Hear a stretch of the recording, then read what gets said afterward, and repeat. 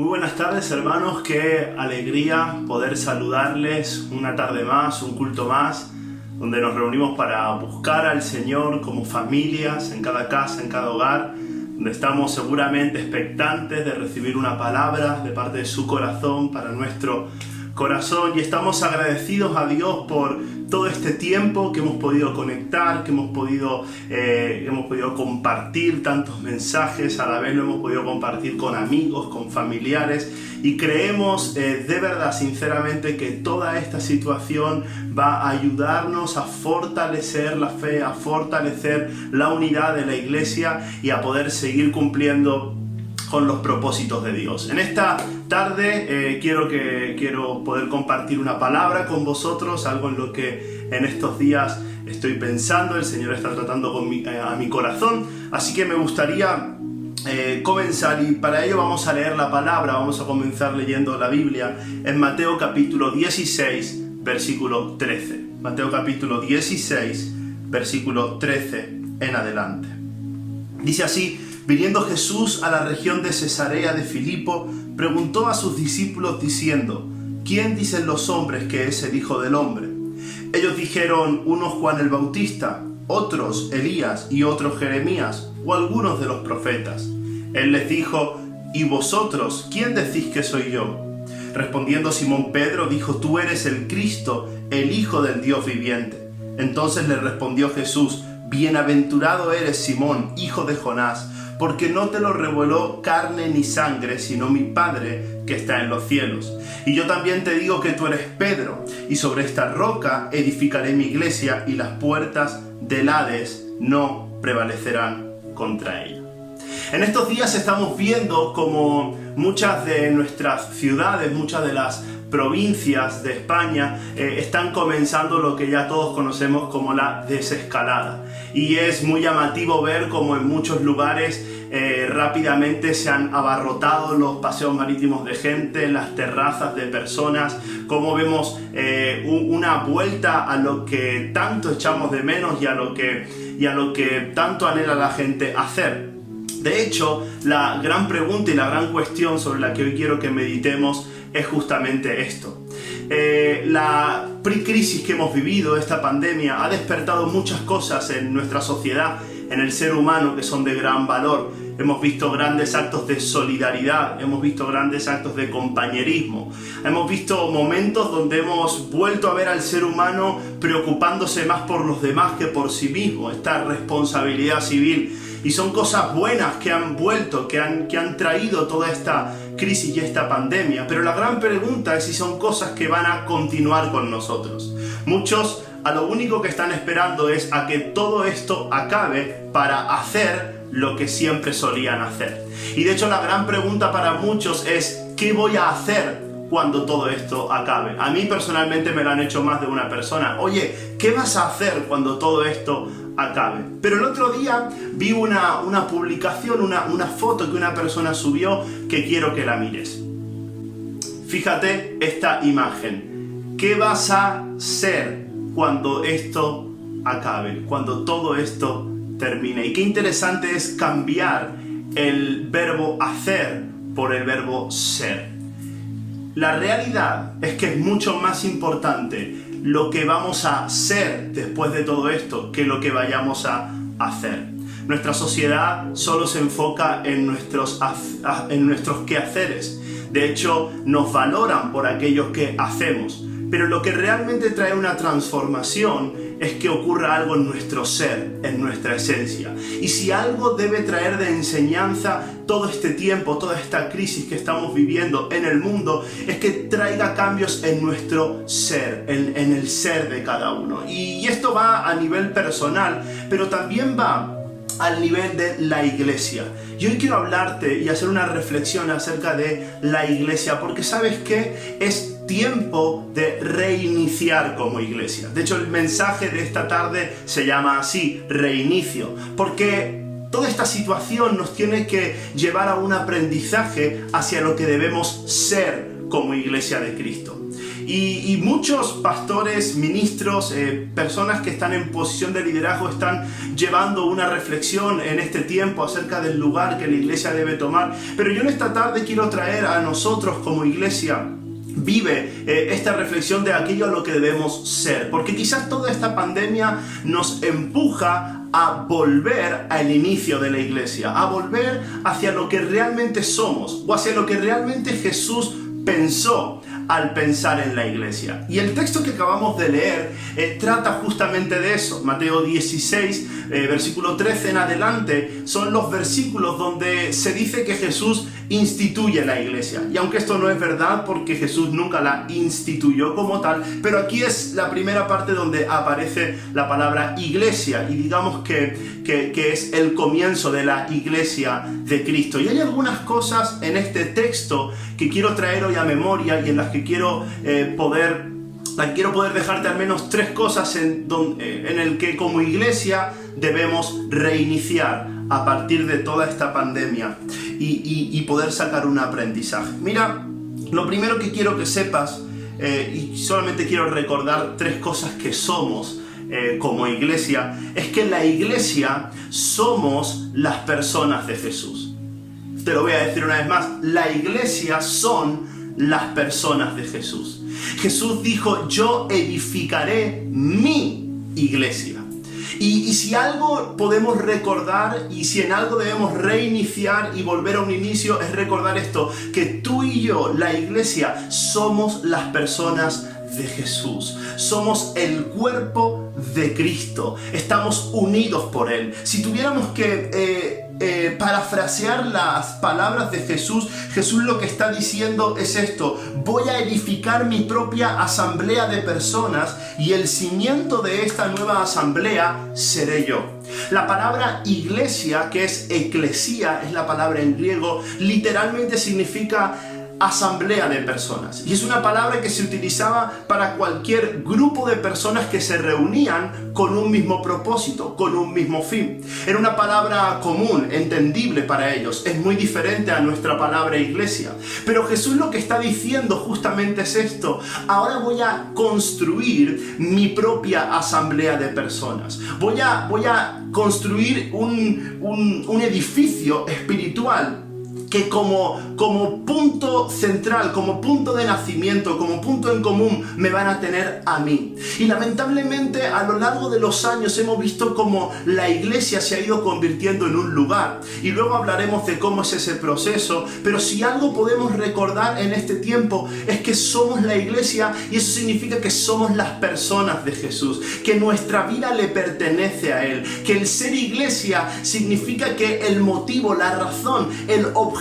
hacia donde mis ojos, mi ser apunta en todo momento, para quien quiero vivir y a quien quiero agradar, es a Jesucristo. Él es el centro de la iglesia, Él es la piedra angular en la que se sustenta todo el edificio. Y hoy debemos recordar como iglesia, en este reinicio que tenemos que hacer, que somos las personas de Jesús. De hecho, muchos de nosotros nos dirigimos unos a los otros diciendo: Él es mi hermano en Cristo. Y si a algo tenemos que volver es a este punto en común que se llama Jesús. Nuestras miradas, nuestra actividad, nuestros esfuerzos deben ir dirigidos hacia Jesús y no hacia abastecernos a nosotros mismos. Lamentablemente, muchos usan la iglesia para cumplir sus deseos propios de satisfacción personal, para alcanzar un desarrollo personal. Lamentablemente, muchos hacen de la iglesia su gran proyecto personal, pero esto no es el proyecto de nadie. La iglesia no es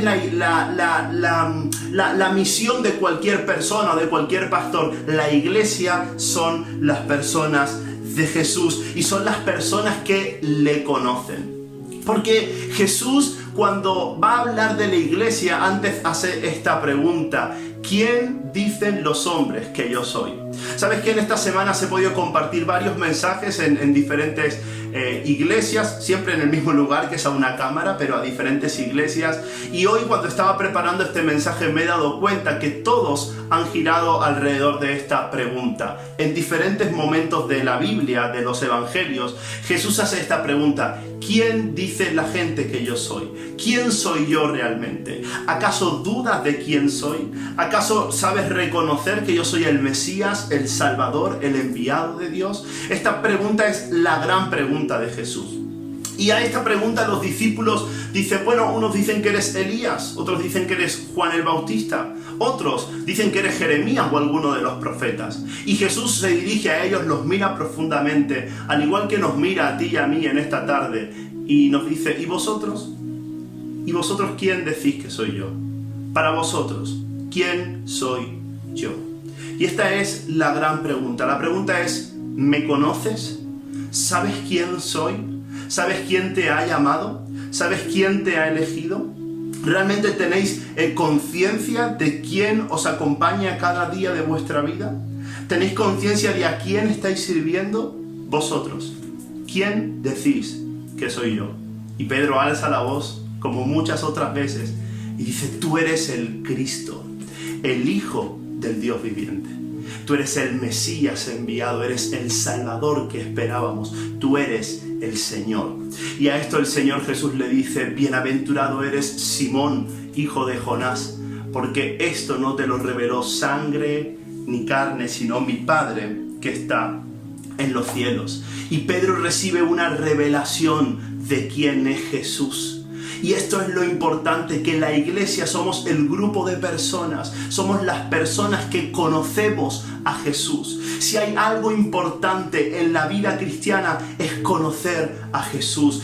Jesús mismo dijo en Juan 17 cuando oró al Padre, Señor, esta es la vida eterna, que te conozcan a ti y a tu Hijo Jesucristo, quien tú has enviado. Es verdad, sabemos quién es Jesús, sabemos lo que Él hizo, sabemos que Él murió y que Él resucitó, pero la gran pregunta es, ¿tú le conoces? ¿Tú lo has experimentado en tu vida? ¿Tú realmente sabes qué hay en el corazón de Jesús? ¿Sabes qué hay en sus planes, en sus pensamientos?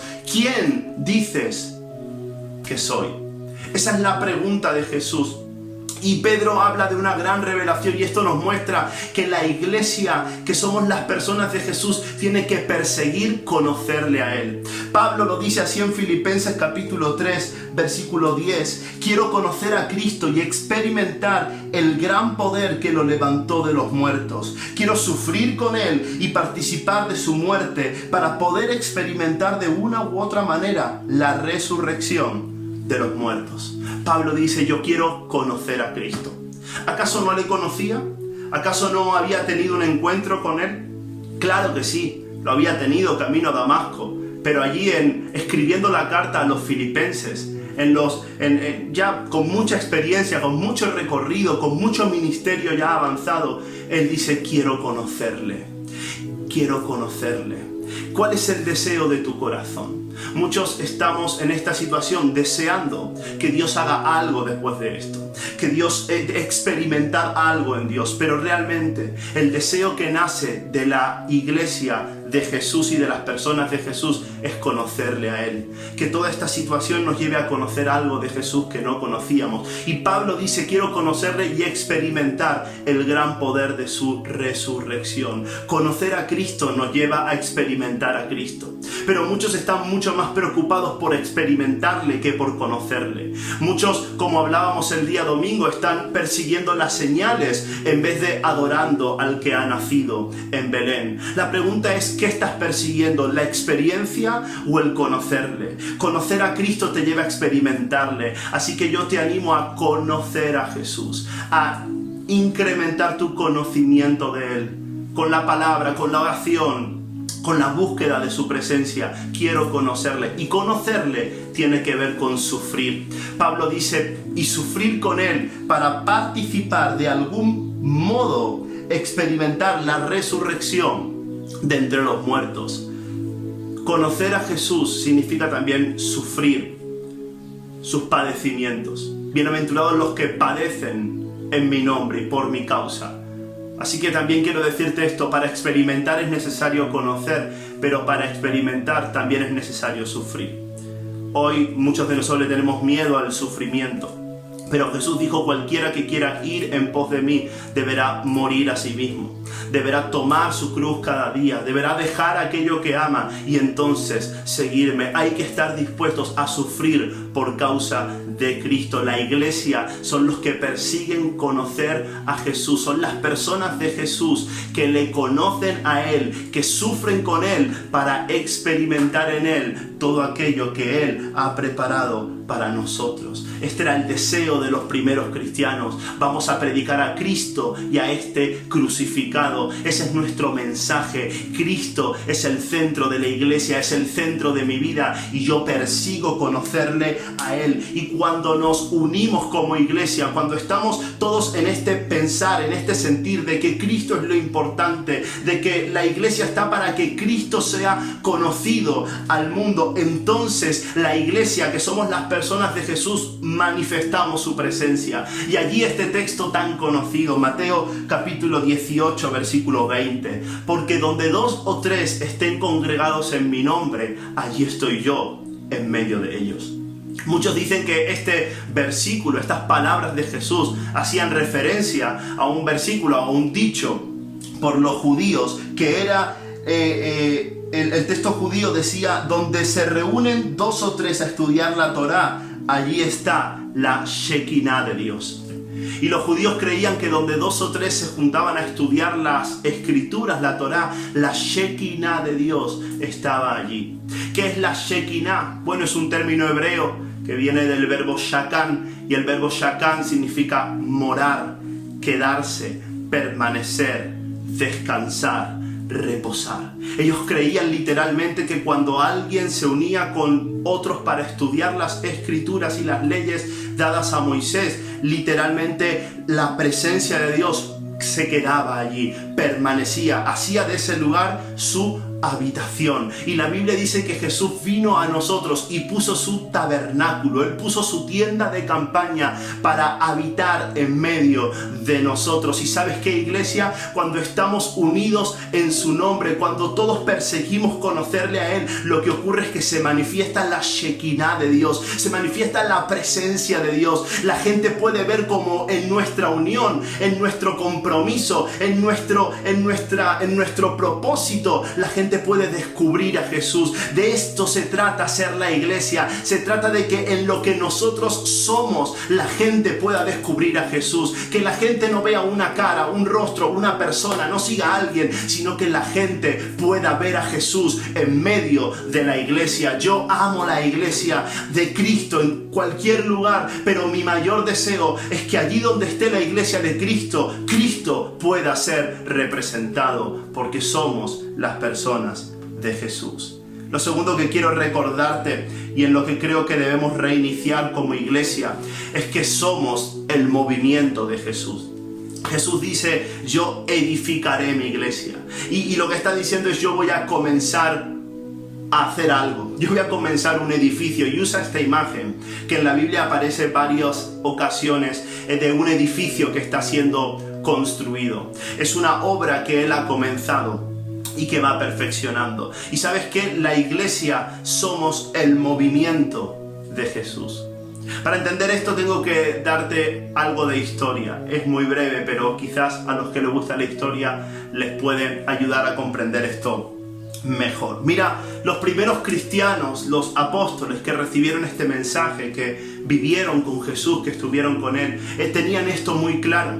Sabían que la iglesia se trataba de transmitir el mensaje, de transmitir la vida de Jesús. Y comenzaron a divulgar este mensaje. Después de Cristo haber ascendido a los cielos, y después de haber sido llenos del Espíritu Santo, ellos comienzan a moverse, a recorrer los caminos predicando el mensaje del Evangelio. Todos le conocen como los de El Camino o la secta de los judíos. Y el Evangelio comienza a ser predicado como una religión ilegal. Ellos comienzan a ser perseguidos por el Imperio Romano. Están en una gran afrenta, están en una gran dificultad, pero el Evangelio va creciendo en esta especie de movimiento que comienza con los apóstoles, con los discípulos, pero se extiende hasta todo el mundo conocido. Este es el Evangelio que los primeros cristianos se encargaron de difundir y de proclamar en todo lugar y durante siglos.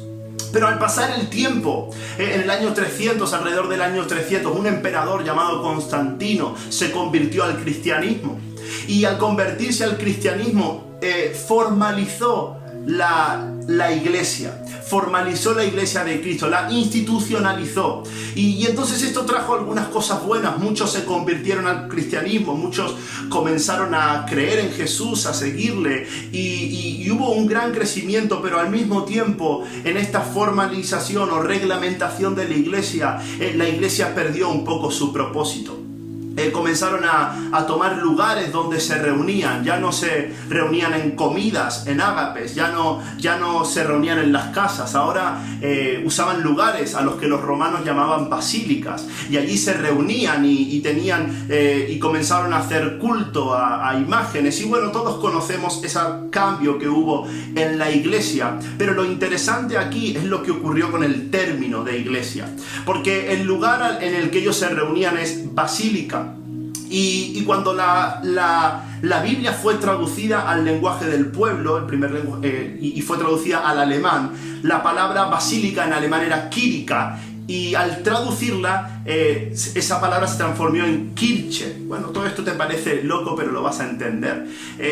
Esta traducción Kirche, de ahí deriva la palabra church, que en inglés church es iglesia, pero Kirche es un lugar al que la gente acude. Kirche era un lugar donde se hace un acto de adoración, pagano o religioso, no importaba. Y de algún modo, cuando se tradujeron las escrituras, esta palabra eclesía, asamblea de hermanos, reunión de hombres con un mismo propósito, se transformó en la palabra Kirche, y en inglés church, y en la iglesia conocida de hoy.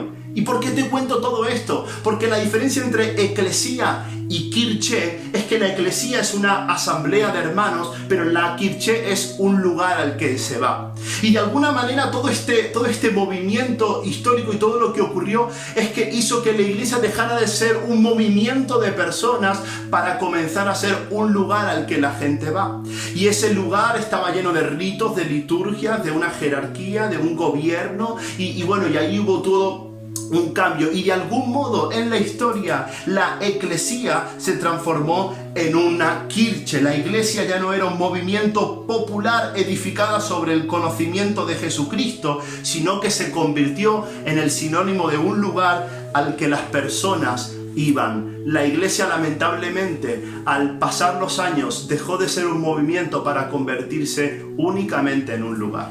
Y sabemos que la historia cambió cuando los reformadores, personas que tuvieron un encuentro con Jesús, realmente dieron un cambio a esto y volvieron a las escrituras y volvieron a descubrir la esencia, a reiniciar la iglesia hacia lo que Jesús dijo. Pero lamentablemente tenemos esta terrible tendencia de pensar siempre en la iglesia como un lugar, y nuestros lugares han sido cerrados. Cientos, miles de iglesias en todo el mundo no pueden congregarse. Hay carteles de iglesia a los que no pueden entrar personas para adorar al Señor. Pero ¿sabes qué? Hay casas ardiendo de pasión y de amor por Dios. Hay escritorios llenos de personas estudiando la Biblia. Hay camas con personas arrodilladas en su borde, orando y buscando al Señor. Y eso es la iglesia. Todas estas personas de diferentes maneras buscando al Señor. ¿Qué quiero decir? ¿Que no es necesario ir a un lugar? Claro que no. Es bueno tener un lugar en el que todos nos unimos para exaltar y levantar el nombre de Cristo, pero la iglesia es mucho más que eso. La iglesia es un movimiento de personas que conocen a Cristo y que lo expresan en su manera de vivir. Y quiero recordarte algunas características muy sencillas del movimiento de Jesús, de este movimiento al que tú y yo pertenecemos. La iglesia es un movimiento con un mensaje que no cambia. Es el gran tesoro de nuestro movimiento. Tenemos un mensaje que no se cambia, que no se vende, que no se comercia, que no se diluye. Es el mensaje de Cristo, es la verdad del Evangelio, es una verdad absoluta que tiene que ser proclamada a todo lugar y a toda persona, que es para todo aquel que crea en Él. Y este mensaje es el gran valor de nuestro movimiento. La iglesia es un movimiento con un estilo de vida a contracorriente. No nos amoldamos a este mundo, no pensamos como todo el mundo, no vemos como todo el el mundo, no sentimos como todo el mundo. Este movimiento, el movimiento de la iglesia, vive una vida contracorriente, ama a su enemigo, da en la escasez, se entrega cuando no tiene. Es el movimiento de la iglesia lo que revoluciona al mundo, que cada día se corrompe más, pero para eso hay que vivir contra la corriente de este mundo. Este movimiento es un movimiento de un amor incondicional. Hey, este movimiento es un movimiento de personas que aman a Dios y aman al prójimo, que aman sin condición, que no juzgan al mirar al pecador y que no señalan al religioso. Es un movimiento de personas que aman y entregan ese amor a las personas que lo necesitan. Es un movimiento con una resistencia incorruptible. Es un movimiento que resiste al padecimiento. Resistimos al dolor. Es un movimiento que sabe crecer en medio de la persecución, en medio de las circunstancias difíciles. Somos la iglesia de Cristo y la iglesia puede resistir la oposición, el ataque, las dificultades que vengan contra ella. Es un movimiento con una capacidad sobrenatural. La iglesia no está basada en lo que cada persona puede hacer. La iglesia está basada en lo que el Espíritu Santo puede hacer a través de cada persona que pertenece a ella. Estamos capacitados por el Espíritu Santo. Estamos llenos del Espíritu Santo para ser la iglesia que Jesús diseñó. La iglesia es un movimiento de personas que siguen a Jesús. Y Jesús sigue diciendo lo mismo que hace 2000 años. Síganme, seguidme a mí. Y seguir es estar en continuo movimiento. No es quedarte parado en un lugar. Si te quedas parado detrás de un Dios que se mueve, te quedarás detrás del mover de Dios, porque Dios está en movimiento, Él está obrando, Él está haciendo algo y nosotros tenemos que seguirle a Él. Tenemos que ser seguidores de sus palabras, seguidores de sus promesas. Somos seguidores de Jesús, no somos seguidores de señales, no somos seguidores de personas. Seguimos al Cristo que resucitó de entre los muertos, que venció a la muerte para expresar a Cristo al mundo que le necesita. ¿Y tú le vas a seguir?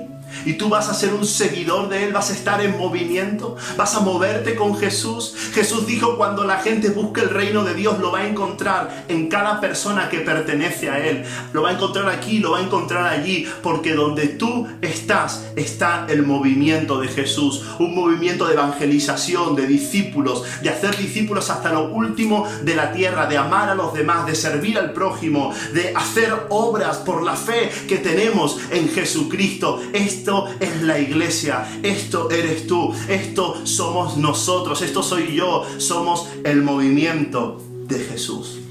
Y espero que esto te esté entusiasmando tanto como a mí, pero lo último en lo que debemos reiniciar como iglesia es recordar que la iglesia somos parte de la misión de Jesús. Lo último que Jesús le dice a Pedro es: Pedro, sobre ti edificaré mi iglesia. Sobre esta roca edificaré mi iglesia. Sobre esta declaración, sobre esta confesión de que yo soy el Cristo, de que yo soy el Hijo del Dios viviente, sobre esta revelación, sobre este conocimiento de Dios, del Hijo, de quién es Jesús, edificaré mi iglesia. Y dice: y las puertas del Hades no prevalecerán contra ella. Me encanta porque cuando Juan el Bautista, que es alguien que prepara el camino al Mesías, está en la cárcel, encerrado, esperando señales que le muestren que Jesús era el Mesías, él manda a sus discípulos y les dice: id a preguntar si Jesús es el verdadero Mesías. Él tiene dudas, él está en un momento difícil. Y Jesús les dice: decidle a Juan que los ciegos ven, que los cojos andan, que los sordos oyen. Decidle lo que veis y lo que oís. Y después de que los seguidores fueran a llevar este mensaje a Juan, para que Juan pudiera estar tranquilo en los últimos días de su vida, sabiendo que Jesús era el Mesías, el Hijo de Dios enviado al mundo, Jesús dice a los que le escuchan: ¿qué salisteis a ver al desierto? Salisteis a ver a un profeta, a Juan. Y os digo, más que un profeta, porque no hay otro profeta como él entre la tierra, no se ha levantado otro como él. Y luego dice: desde los días de Juan el Bautista en adelante, el reino de los cielos ha venido avanzando con fuerza, contra viento y marea.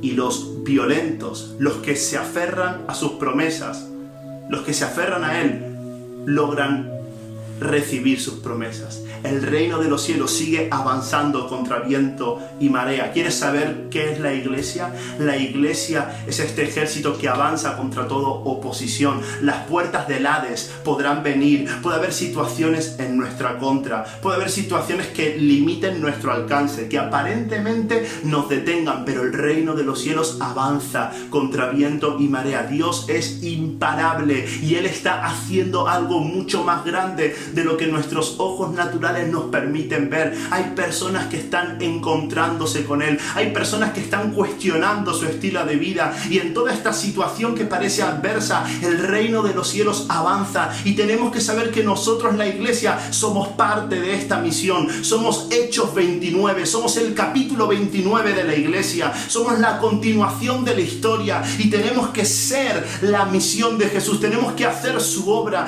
Tenemos que entender que nuestro ADN es avanzar. Tu ADN como iglesia es avanzar. Yo no sé qué situaciones están contra ti. No sé qué situaciones han venido y te están atribulando, agobiando, pero tu ADN dentro tuyo, en esa transfusión de sangre que recibiste por ser redimido por la sangre de Cristo, está el avanzar, el crecer, el salir adelante, el superar las circunstancias que nos vienen. Nuestro ADN es avanzar. Nuestra fuerza es la gracia. Somos la iglesia establecida en la gracia. No somos poderosos por nosotros mismos. No somos fuertes en nuestras capacidades. En nuestras debilidades vemos su fortaleza. Nuestra fuerza es la gracia. Porque si nosotros fuéramos perfectos, entonces ¿qué lugar quedaría para la gracia de Dios? ¿Qué lugar quedaría para que el Señor se glorificara en medio de personas de carne y hueso como tú y como yo? Si somos la iglesia, entonces nuestra fuerza está en la gracia. No está en lo que tú puedes hacer o en lo que tú eres capaz de conseguir. Está en lo que puedes llegar a ser por la gracia de Dios. De hecho, déjame decirte, no te gloríes en lo que hoy eres. No tengas un concepto más alto de ti mismo del que deberías tener. Si algo tienes, si algo eres, si a algo has llegado, es simplemente por la gracia de Dios. La iglesia somos parte de la misión porque nuestra capacidad, y lo he dicho antes, viene del Espíritu Santo. El apóstol Pablo dice, nosotros no nos recomendamos a nosotros mismos, porque nuestra competencia no viene de nosotros mismos. Nosotros somos ministros competentes del nuevo pacto por el Espíritu de Dios. Y si algo podemos ser como iglesia es porque el Espíritu Santo nos capacita. Yo no sé cómo lo hará, pero sé que después de todo esto hay algo que vamos a hacer. Después de todo esto hay algo que el Señor va a dejar en nosotros. Hay algo que el Señor quiere que aprendamos. Y el Espíritu Santo quiere revelarnos, quiere enseñarnos toda la verdad para que reiniciemos y reiniciemos en la misión de Dios. Allí en el lugar donde tú estás, en tu responsabilidad, en tu casa, en tu tarea de cada día, eres un embajador de Cristo. Estás para ser y hacer la misión de Dios. Es algo mucho más grande que tu propio trabajo. Es algo mucho más grande que sostener tu familia. Es algo mucho más grande que vivir 30, 50, 100 años. Estás para hacer la misión de Dios a través de la obra del Espíritu Santo en ti. Y estoy seguro que este tiempo de espera, de quietud, de reposo, va a dejar en ti un depósito del Espíritu que tú puedas dar a todos aquellos con los que te encuentres. Porque sabes que tú y yo somos la iglesia y estamos para hacer la misión de Cristo en la tierra. Somos sus manos y somos sus pies. Y vamos a hacer aquello para lo que el Señor nos llamó a hacer. Vamos a continuar las pisadas de Jesús para que el mundo encuentre esperanza y salvación en Jesucristo. Oremos juntos al Señor por esto. Y si allí donde estás hoy necesitas reiniciar, quizás no has venido haciendo las cosas todo lo bien que te gustaría, quizás no has venido siendo la persona que deberías ser, no has venido siendo una expresión viva de la iglesia, pero hoy puedes reiniciar. Hoy puedes darle a ese botón donde dices, oye, hoy todo va a volver a comenzar, porque yo entiendo lo que he sido llamado a ser. He sido llamado a ser la iglesia la persona de Jesús. He sido llamado a ser una de las personas de Jesús. He sido llamado a ser del movimiento de Jesús. He sido llamado a ser la obra y la misión de Jesús aquí en la tierra. Si esto lo quieres para ti, dale a reinicio en tu corazón y ora conmigo. Señor Jesús, en esta tarde, en esta noche, venimos delante de ti, dándote gracias por tu obra, por tu sacrificio, por tu entrega, por tu muerte y por tu resurrección. Y gracias porque pusiste a la iglesia, Señor, por cabeza, no por cola, la pusiste, Señor, para que la iglesia pudiera continuar con tu obra en la tierra. Hoy oramos para que en toda esta situación difícil que hemos estado atravesando podamos ser transformados en aquello que tú quieres que seamos. Señor, ayúdanos a vivir con ese ADN, a vivir con el ADN que avanza, que se supera, que crece en la dificultad. Oramos, Señor, para poder tomar fuerza de la gracia que es en Cristo Jesús, para recibir la capacidad de tu Espíritu y hacer tu obra en este tiempo de dificultad, de controversia, de cuestionamientos para el mundo. Oramos en esta hora, Señor, para ser parte del movimiento, para entender, Señor, que no es un lugar al que pertenecemos, sino que es, Señor, un grupo de personas al que pertenecemos. Señor, gracias por hacernos parte de este movimiento y ayúdanos a caminar, a seguirte el ritmo, a entender los tiempos y saber lo que tenemos que ser y lo que tenemos que hacer. Gracias, Señor, porque tú nos adoptaste, nos compraste a precio de sangre, Señor, y hoy podemos ser tuyos, Señor, y hoy podemos tener seguridad de vida eterna. Y oro en esta noche, Señor, que si hay alguien que está escuchando este mensaje, que no tiene seguridad de vida eterna, que no tiene seguridad de salvación, oro para que hoy pueda entregar su corazón a ti, Señor, y ser parte de tu iglesia, y que hoy pueda decir, Señor, yo soy tuyo, mi vida te pertenece, mis tiempos te pertenecen, todo lo que soy, todo lo que tengo te pertenece a ti. Yo quiero ser de las personas de Jesús, yo quiero ser la iglesia que tú nos has llamado a ser. En el nombre de Jesús. Amén y amén. Llévate esta palabra contigo y recuerda que después de todo esto vamos a ser la iglesia que el Señor Jesús quiere que seamos. Reinicia, que todo vuelve a comenzar con Jesús. Dios te bendiga.